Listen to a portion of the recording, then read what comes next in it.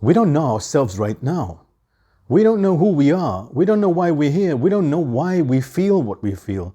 We don't know what we love. We don't know what we hate. And me being a coach and going through my own journey, I had to really discover the essence of what I am and all my judgments and all my biases. Why do I find this guy arrogant? Why do I find this woman beautiful? Why do I find that person ugly? Or why do I have an affinity for sushi and I hate Brussels sprouts? Where did all this come from? And if you don't unpack all the things that make you who you are, then it's very easy for someone to persuade you and use your conditioned bias to persuade you to do anything that they want to do. And then I appeal to your rational mind, which is very easily manipulated. People don't understand that statistics, facts, and opinions are very easily manipulated. Stalin, the same thing. Hitler, the same thing. And these dictators, they didn't attract, very stupid people or very unaware people. These people were very rational, very intelligent, and in whatever you define the intelligence as, and they were very persuadable because each of us have biases. We have certain likes, we have certain dislikes, and people can play with that. Now you take something as strong as AI, who has mastered human language and understands everything about our biases, our inclinations, our hatreds, and wants to persuade you in one particular opinion. And for me, I'm not even looking at AI becoming conscious or thinking on its own. Is how people will use AI to convince you. And we saw very primitive versions of this in rigging elections and persuading people to vote to a political party. Even if you don't call it rigging, it's persuading people to vote in one way using all the emotional triggers of human beings. A better America, a better world, a better Russia, all the things that we ultimately want, for our future. And we see people do this on social media all the time, sign up with me and I will help you to reach the best version of yourself. You don't even ask yourself why you need to reach the best version of yourself, because everybody's been saying that. You've been conditioned to believe, hey, I'm not the best version of myself. This person will help me. I should sign up. And they can persuade you. And if you look at text and you look at the language of NLP, neuro-linguistic programming, how suggestible we are and how easily we're manipulated because of our reliance on other people's opinions and our biases. So humans have no choice but to become conscious. In other words, conscious of all their biases, all their patterns, their over-reliance on rational thinking. They don't even question why they like or dislike something, and they will defend it with their lives, not even realizing they may be fatally mistaken. We've seen it with wars, we've seen it with people siding with one opinion and the other to the detriment of people, right? And we've seen this with, ecological disasters, all the rest of it. I mean, there's countless examples if you go through the history books of how opinions of people have been misguided. Look in your own life. Decisions you've made, choices you've taken. I know growing up, I had so many opinions and I was certain that I was right and they were wrong. And I was doing the right thing and they didn't know better. And then later on I realized, hey, maybe they were right. And other times I realized, hey, I did what I thought that they suggested was right and it was entirely wrong. So I've been wrong so many times, and I have done that work in myself saying, Rashad, you've wrong a lot of the times. And you're right a few of the times, but even right and wrong is highly subjective, based on the environment, based on the particular scenario that you're facing at the moment. So what's right now may be wrong later. For instance, we've seen the whole thing with cholesterol and eggs. Cholesterol were terrible because they had fat in it, or whatever the science behind it was, and that changed. And so we can see how science, statistics, facts, opinions, rational frameworks can all be manipulated. And if you look at most of today's society, we're all evidence-based. If you can't see evidence, then we're not even listening to it. The problem is evidence can be manipulated, and the resultant facts that you are presented with are simply opinions that have been structured in a particular way to justify a certain outcome. All statistics, are gathered from a finite source, and they can be manipulated. You can change statistics, you can change facts. Go do the research. I believe there's a book called How to Lie with Statistics. Now, again, not conspiracy theory based. I don't care. I really don't care what some people are trying to do and other people are not trying to do. I'm concerned about humanity. I'm concerned about the future of the human race. I'm concerned about our well-being, our relationships, our planet, and our joy, our happiness, our ability to focus, to find meaning, to find purpose. All these things will be majorly affected unless and until we realize that we need to awaken, we need to become conscious, we need to do the inner work. We need to examine all our biases, all our conditioning, and realize why our over-reliance on thoughts and on rational thinking has been flawed in many ways. Some of it's good. So in other words, what we have to do is entirely disassociate with everything we've known in our conditioning. And this is what I take clients through and what I went through. Take it all off, discard it all. Every opinion, every fact, every judgment, every bias, every label, throw it away. Even to the point of saying, why do I call blue blue? Why? Why is it called blue? So in this process, after I've discarded everything that I've believed that I think I am and questioned everything, I become an empty space. I've become unswayed by opinions, almost as a child, where I can start again saying, okay, well, all of those things, I want to start fresh and see how I want to live based on my rules. I want good relationships. I want a good, wholesome life. I want to raise a family on certain types of values. I want to work in an organization like this. I want to lead people this way. I want a community this way. All these things that you can then choose. And then you can say, okay, well, these are the rules and these are the standards that I want to uphold and live by based on how I choose to live. You see, we're going to have to do that. We're going to have to choose how we want to live and what rules and what words we use and what definitions we abide by. Because what's happening now is an entire mismatch with meanings and words. So any word can be interpreted differently. And that's why you see people don't even give opinions on the internet, and how people attack any opinion, because every word can be taken to pieces and say, did you mean this? No, it can also mean that. But you're going to have to decide what you want to live as, what you're going to be known as to your community, to your family, and what systems you're going to live by and abide by. Because of the chaos that's coming, if you don't do that, then you're going to be subjected to one day this, next day that, and constantly moving you to a point where you don't know yourself. And the more uncertainty you develop, the more confusion you have, and then you develop this thing called apathy. Apathy is that you just don't care anymore, and it's what Nietzsche spoke about, nihilism. You just don't care about living or anything. You just lose your luster, you get so confused. Imagine with all the fake news that's going to be coming about, being able to fake identities, voices, videos, you won't even know who's talking anymore. After you're trying and saying, is this real? Is this not real? Is this AI? Is this not AI? What's real and what's not? After a while, people are going to get hopeless. They're going to get exhausted and just say, I don't care anymore.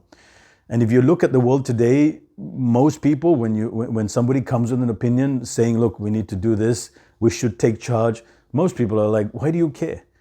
I don't care, because how do I know you're right? And so people would rather not do anything than do something. And that apathy is already setting into the human race. And that's because we've been given the illusion of comfort. We've been given our smartphones. Many of us have enough food on the table, not luxurious, but a certain type of food that we've been given, even though it may not be the most nourishing. We are okay in our little bubble, and we've created this sort of safe, artificial environment that can easily be broken up. And we as human beings, especially in the West, are so anti-resilient. At any moment, we could be destroyed. Imagine we had no electricity. Imagine we had no running water. Imagine the food crops didn't come for a year. Imagine there was no meat, no animals. What would happen? and we didn't have the big industrial machinery, how would humans survive right now in the West versus someone in a traditional culture? So in the West, we're not equipped, and we have an over-reliance on systems and governments which can fail, but for us, we don't believe they ever will. And so as long as we have those systems in place, we develop apathy for everything else and everyone. We don't need relationships, we don't need friends, we don't need religions, we don't need opinions of any sort. We just follow our passions. And so people in the West are generally adolescent in nature, just pursuing their pleasures. What makes me happy? What makes me sad? How do I get more happiness? How do I get more money? How do I get more growth? How do I get the prettiest girl, the handsomest guy? If we become extremely self-aware and we're aware of our thoughts, our feelings, our biases, our perceptions, and someone then presents a compelling case towards us, we know very well now not to rely on opinions and our own opinions, so that we're not easily swayed to act in a particular way. We become free of the conditioning of ourselves so that we're not so easily manipulated. And that, to me, was going to be the superpower coming into the future. And to do that, we first have to unlearn and decondition ourselves to everything that we thought we knew, and rediscover yourself afresh, almost like a child, and then tune into your intuition, your senses, your sixth sense, your ability to intuit, your gut, your heart, all these other faculties within you as humans that we have, that all animals in the world have, this ability to sense their environment, to know what is a real threat and what is not, and then to begin again, to begin afresh as a new human being. And that type of human being then becomes very useful, because when they are feeling sad or they are feeling happy, they know full well that these emotions are fleeting emotions, and they know full well how easily they can be manipulated. So for instance, if I saw some post on the internet and they said, "Oh, Rashad, you know, you're so awesome, you're the best guy out there," I know my conditioning, I know my patterns. Immediately I would say, "Oh, that's so touching." But you see, I know the nature of myself. I'm not going to become overwhelmed by that and say, "Oh, I notice how it makes me joyful," and I allow that. But then I may see another post and someone said, "Rashad, you're an idiot." Again, I would feel that feeling of being angry, but then I would question it and I would say, "But why is this person saying that? And is there any fact in it?"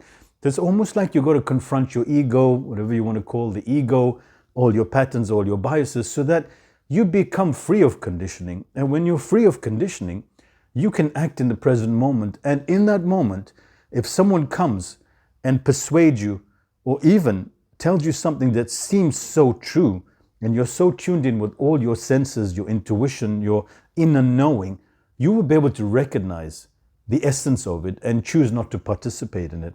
And I believe in the future, relationships are my big concern. For me, I see the collapse of relationships, spousal relationships and family relationships. And without the family unit, there is no going on. Us as individuals surviving in isolation without the support and protection of spouses and of loved ones for us to care with, we will become destroyed in many ways before we die. I think what's going to happen is that a great sense of loneliness that we can see now, I think the number one cause of death or something like that is loneliness, right? And so depression and loneliness and isolation will become the norm, especially when we strongly associate with mind and with thoughts and with ego. Because I can come to justify you and say, you don't have to put up with her. You got Facebook and you got your virtual companion that'll tell you everything you want to hear. Why should you put up with this woman? Plus she nags and then she's all about this and all about that. And rationally, you'd be like, yeah, it makes sense. But what you're not seeing irrationally is that your entire soul depends on human connection. We are social creatures. Even in the animal kingdom, they are social creatures. You'll see two cats fighting. They could say, well, you know, like my male cat is always after, as soon as my female cat lies down, he goes in and wakes up and steals her spot. And I'm thinking as a human there, why does she put up with it? You know, she should just, sleep somewhere else for one, or fight back really strongly.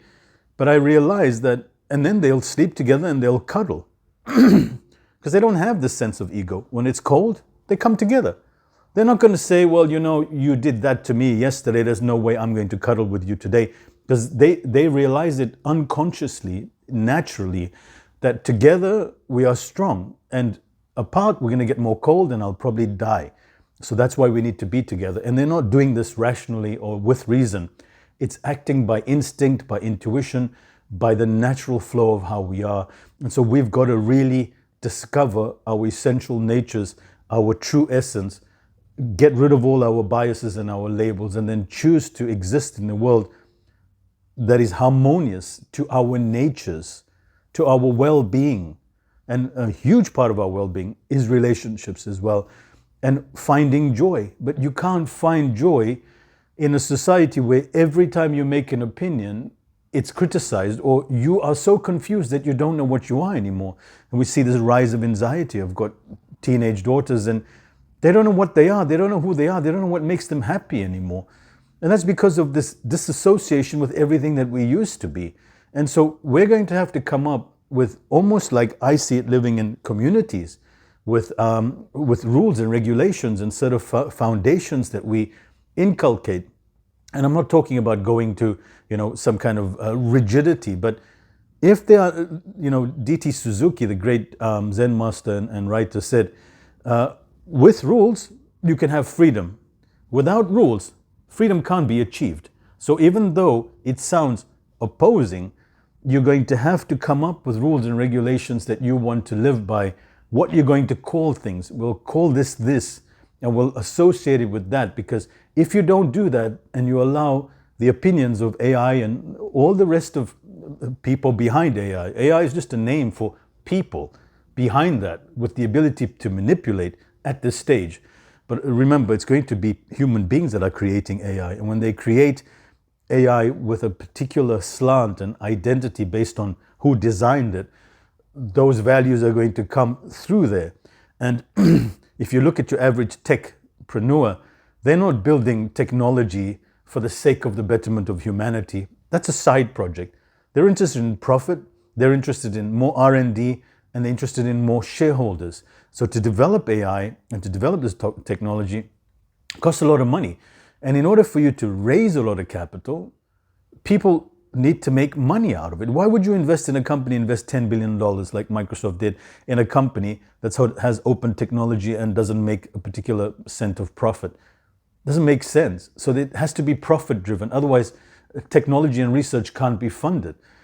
But why would you fund technology if you can't get your money back? Why would you give $2 if you can't get $20 back? It doesn't make sense. Every balance sheet works that way. So people are going to use technology and AI to further their goals and make sure that these companies are profitable.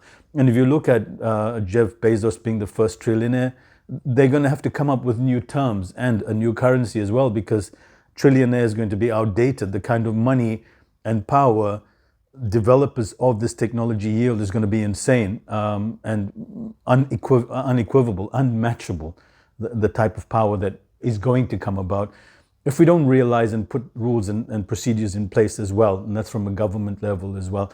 But governments are going to be too slow to react. And this technology is going to roll out and nothing can stop it.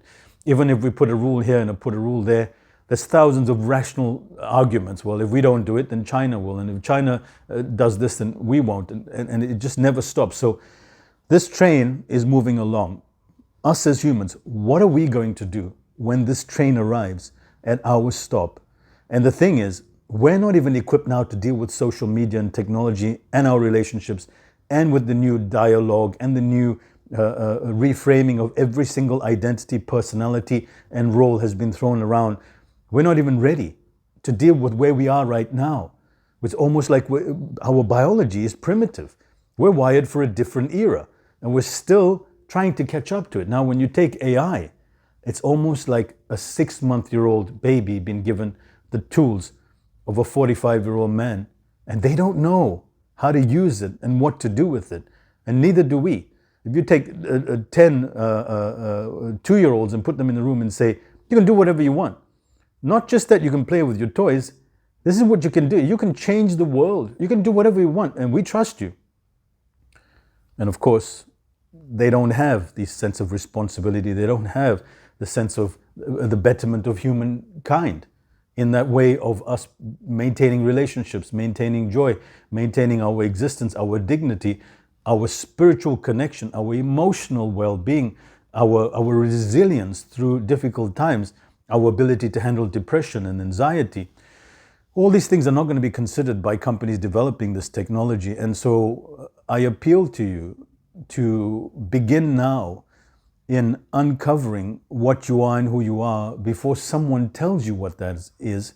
And they can change that at any moment, because now, if you don't know yourself, you're going to allow someone else to tell you who you are. And when you allow someone else to tell you who you are, that goalpost can be moved all the time. I can call you this one day, oh, you're that. And then 2 months later, I'll be like, remember when I said you were like that? Actually, you're not. You're like that. You're like, oh, okay, I must be like that because I trust that. Because I don't trust myself. I don't even know myself. So that's the whole process. I believe it's crucial for us as human beings to really dig deep and to know ourselves in the most deepest, most profound way, setting our own rules, setting our own limits, and creating a life that is measurable based on certain conditions. Quality of relationships, quality of life, connection to nature, connection to my spirit, if that's something that appeals to you, right? Of course, why wouldn't it? My emotional, physical, spiritual, mental well-being. What kind of society and what kind of family do I want to live in? And how do I want to function in this new world? And if we don't ask this question now, we're going to allow other people to tell us what we should do and how we should do it. And these people won't always have your best interest in mind, but because they've mastered the art of language using AI as well, they will convince you with such convincing arguments that you won't know the difference, and you'd say, I believe them. And that's how scientism and materialism and all the dialogue that we're in right now, and it's not a conspiracy theory, has managed to persuade us and guide us into a particular way of looking at the world and associating with ourselves, with our families, with our spouses, with the environment. And they can change us at any moment. So once again, get to know yourself now before someone takes over that task.